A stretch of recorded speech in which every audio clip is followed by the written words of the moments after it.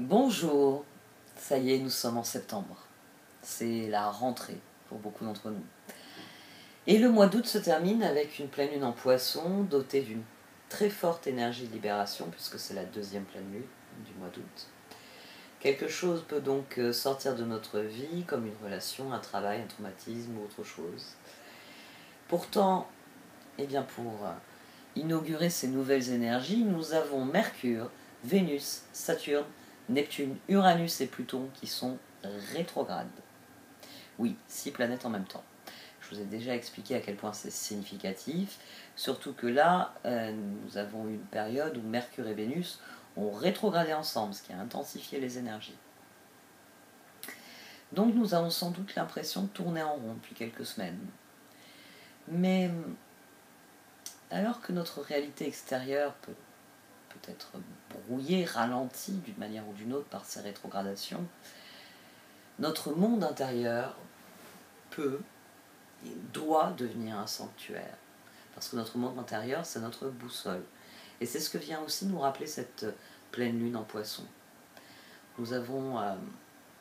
notre société, en fait, exige que nous soyons hyperactifs, c'est-à-dire constamment en mouvement, en train de faire des choses, en train d'acheter des trucs. Mais cette énergie rétrograde nous invite à aller à l'intérieur, à nous connecter avec notre monde intérieur et écouter cette sagesse que nous portons en nous. L'astrologie souligne bien une chose, c'est que les énergies s'offrent à nous et que c'est nous qui choisissons comment les utiliser. C'est pour ça qu'au début de chaque mois, il est intéressant de faire un point sur ces énergies, notamment les rétrogrades qui président au mois de septembre. Ça fait quelques jours que le soleil est entré en Vierge et l'ambiance a peu à peu changé. Ben oui, septembre, c'est la saison de la Vierge. C'est le moment où nous retournons au travail, nous retournons à l'école. C'est le moment où nous retroussons nos manches pour travailler en prévision de la nuit que représente l'hiver. Je sais, ça n'a plus vraiment d'importance dans notre société moderne, mais lorsque nous comprenons les cycles astrologiques, nous travaillons avec la nature et non plus contre elle. Nous sommes donc en phase avec l'univers, avec le flux d'énergie présent dans l'univers. Donc, alors, un petit point sur ces énergies du mois d'août, puisque je n'avais pas fait de vidéo à ce sujet. L'entrée du soleil en Vierge a coïncidé avec la rétrogradation de Mercure. Rétrogradation qui est heureusement fort courte. Ce qui est intéressant, c'est que la Vierge est gouvernée par Mercure. Ce qui fait que Mercure rétrograde en Vierge, c'est généralement très stressant. Qui plus est, le Soleil et Vénus intensifient cela. Très stressant, pourquoi ? Parce que la Vierge, déjà, c'est le signe du travail. C'est le signe qui régit nos activités.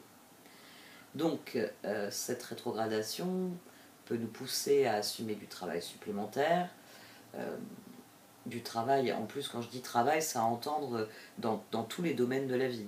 C'est-à-dire que ça peut être du travail supplémentaire au travail, dans votre activité professionnelle, mais ça peut être aussi à la maison. La Vierge, souvent les énergies de la Vierge poussent à en faire beaucoup, voire trop. C'est l'ombre de la Vierge. Et si vous détestez ce que vous faites, il est probable que vous le détestez encore plus avec ces rétrogradations. Parce que la Vierge, elle régit également notre vie quotidienne. Il peut donc y avoir beaucoup de choses qui nécessitent votre attention encore et toujours. Parce que la Vierge est perfectionniste. Et donc ces énergies exigent une perfection qui ne peut être atteinte. Il faut être réaliste, la perfection n'est pas de ce monde. Mais voilà, Mercure étant le dirigeant naturel de la Vierge, une grande partie de cette énergie vierge est amplifiée par sa rétrogradation. Heureusement, elle a commencé avec Mercure en trigone avec Uranus. Extrêmement bénéfique parce que Uranus, en créant des approches différentes, nous permet souvent de rectifier les choses qui ne vont pas. Alors, à noter que pendant sa rétrogradation, Mercure ne fait que 2 aspects majeurs, c'est pour cela que j'en ai autant parlé, parce qu'ils ont lieu là, ces jours-ci. c'est-à-dire qu'il sera trigone avec Jupiter le 4 septembre, alors que Jupiter est sur le point de devenir lui-même rétrograde, sinon ce ne serait pas amusant. Mais comme c'est un trigone, ça crée une énergie qui est très agréable. C'est-à-dire que c'est une énergie qui va nous pousser à retravailler sur d'anciens grands projets. Peut-être aussi qu'on va vouloir prendre du recul pour évaluer la situation, hein, puisque Mercure est rétrograde, Jupiter s'apprête à le devenir, donc ces deux-là discutent quelle est la situation. C'est la question qu'ils se posent mutuellement. Et forcément, ça peut aider à trouver des pistes à exploiter durant cette rétrogradation. Qui plus est, le 6 septembre, Mercure sera conjoint avec le Soleil, à 13 degrés Vierge. C'est la conjonction inférieure, ça je vous en parlais beaucoup dans les tirages quotidiens. Pour l'instant, Mercure est rétrograde, cette conjonction est dite inférieure parce qu'il est rétrograde. C'est un point positif parce que dans les 6-8 prochaines semaines, vous pouvez mener à bien un projet. Mercure va continuer sa rétrogradation, puis quand il redevient direct, il refera une conjonction qui, elle, sera supérieure avec le Soleil. Et c'est là que nous aurons vraiment la conclusion, j'ai envie de dire, de cette rétrogradation de Mercure en Vierge. C'est là qu'il y aura un espèce de point final, tout au moins symbolique, à la rétrogradation de Mercure en Vierge. Alors, j'avais gardé la bonne nouvelle. Oui, on poursuit avec une bonne nouvelle puisque la rétrogradation de Vénus se termine le 3 septembre. Mais, il y a toujours un mais ces énergies vont persister tout au long du mois puisque ce n'est que le 7 octobre qu'elle sortira de sa zone d'ombre. C'est l'occasion de clôturer tout ce qui a été remué, on en revient toujours heureux, reconsidérer, réévaluer pendant la rétrogradation de Vénus. Vénus est devenue rétrograde le 22 juillet, ça a pu vous gâcher la fin des vacances en vous faisant perdre... alors soit en vous faisant perdre patience avec les personnes qui vous entourent, soit vous avez eu du mal à passer à l'action même quand c'était nécessaire. Pire scénario, c'est le en même temps, vous voyez. En même temps, vous n'avez plus la patience avec les autres, mais vous n'avez pas pour autant envie de bouger.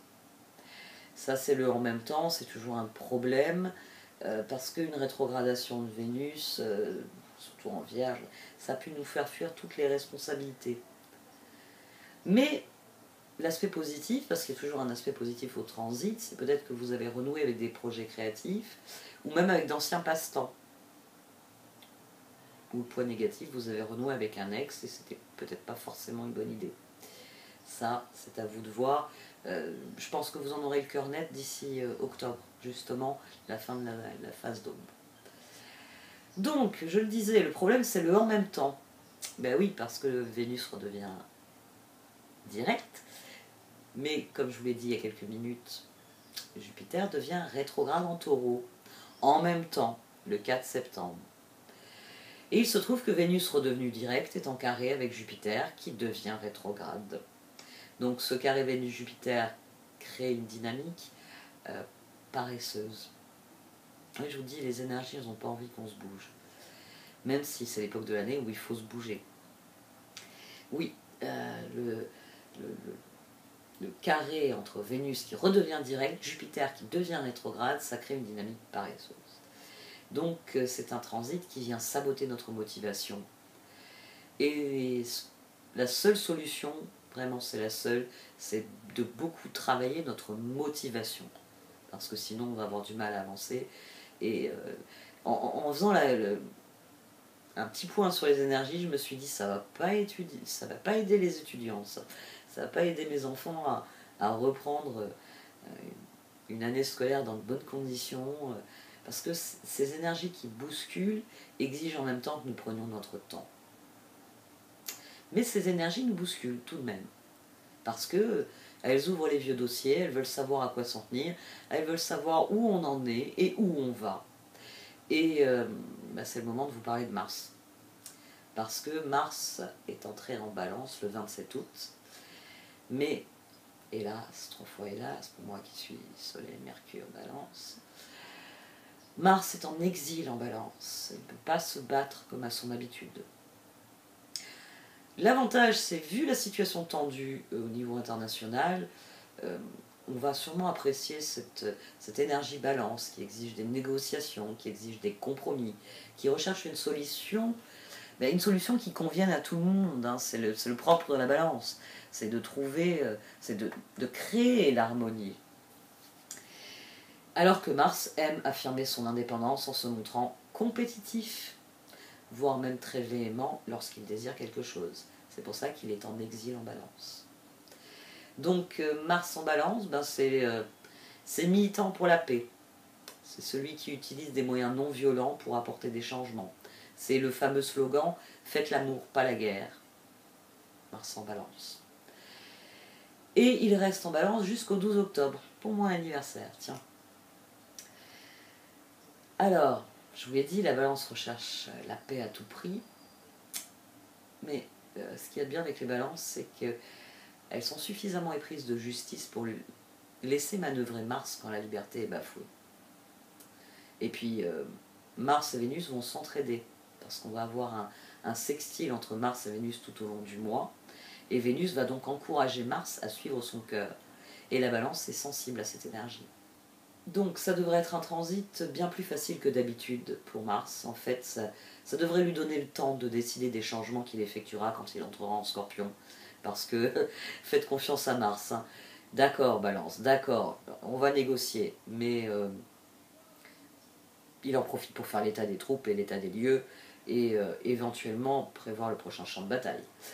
Parce que, bien, en parlant d'action, il faut aussi souligner que Uranus est devenu rétrograde à 23 degrés Taureau, le 29 août, là c'est tout récent. Et il est possible que ça ait provoqué des surprises, comme le coup d'État au Gabon par exemple, dans mon pays de naissance. C'est-à-dire un retournement de situation. Tout le monde pensait que, bon, comme d'habitude, l'héritier, le roi du pays, allait être réélu. Et il a été réélu. Non, en fait, il n'a pas été réélu. En fait, on sait tellement qu'il n'a pas été réélu qu'on va le mettre à la retraite d'office. Je pense que c'est ça pour lui. Ça a été la surprise d'Uranus. Il s'y attendait pas. D'ailleurs, pour ça que, on va dire, les conjectures vont bon train. Pour en revenir à l'astrologie, eh bien oui. Ce qui est arrivé à Ali Bongo est c'est très représentatif, ça m'a frappé parce que j'avais à l'esprit, j'étais en train de travailler sur les vidéos, donc j'avais à l'esprit que Uranus devenait rétrograde, et il se trouve quand l'énergie d'Uranus rétrograde, bon, c'est une énergie qui est très diffuse, qui est très collective, mais quand il devient rétrograde, il y a souvent une secousse. C'est-à-dire c'est souvent un moment où vous découvrez que la vie a d'autres projets pour vous que ceux que vous pensiez. Et là, l'actualité, c'est tout à fait cela. Ali Bongo pensait que comme son père, parce que à ma naissance, son père déjà fêtait sa réélection, que comme son père, il allait rester à la tête du pays et continuer à s'enrichir et à enrichir ceux qu'il aime, et puis ceux qu'il n'aime pas, bon, c'est pas très grave. Il s'en occupe pas. Et oui, c'est sans doute, oui, la rétrogradation d'Uranus qui est venue lui taper sur l'épaule en lui disant coucou, mais ça va se passer différemment. Et c'est peut-être aussi ce que vous vivez, vous avez peut-être un retournement de situation, peut-être dans un domaine plus précis, peut-être plus léger hein, aussi, moins radical. C'est des énergies qui sont transformatrices pour cette rentrée. Malgré les rétrogradations, on a vraiment une énergie de changement. Et je ne vais pas m'arrêter en si bon chemin, encore une bonne nouvelle, même si elle n'est pas pour tout de suite. La rétrogradation de Mercure se terminera le 15 septembre. C'est le moment pivot du mois. C'est aussi la date à laquelle Cérès passe en Scorpion. Alors c'est vrai que Cérès, même au quotidien, j'en parlais assez peu, mais là, elle a fait un très long trajet d'1 an, parce qu'elle a rétrogradé en Vierge et en Balance, donc je l'ai senti passer, tout simplement. Et j'espère réellement que ce que je suis en train de vous dire va se produire, c'est-à-dire que normalement, Cérès passant en Scorpion, la fin de ce va-et-vient en Vierge et Balance, nos ressources, nos capacités devraient devenir plus évidente, surtout plus facile à mobiliser. C'est-à-dire que les ressources, il y a des ressources qui devraient être libérées. Vous ne pouviez pas vous en servir avant telle date, mais cette date c'est le 15 septembre. Donc il y a vraiment cette idée que les ressources dans lesquelles nous pouvons puiser vont être libérées par ce passage de Cérès en Scorpion. Donc c'est pour ça que je trouve intéressant d'en parler, parce que le Scorpion nous offre toujours les moyens de nous transformer, de faire évoluer les choses. Et c'est une date aussi importante parce que le 14 septembre, nous avons une nouvelle lune en Vierge. Et s'il y a bien une nouvelle lune où on peut expérimenter un renouveau des énergies, c'est une nouvelle lune en Vierge.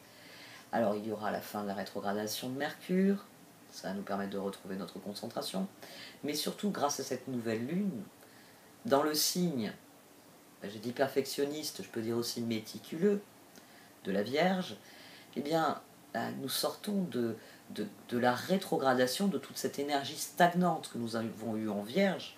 Eh bien, nous sortons enfin avec une énergie productive en Vierge, voire même une opportunité concernant un nouveau projet.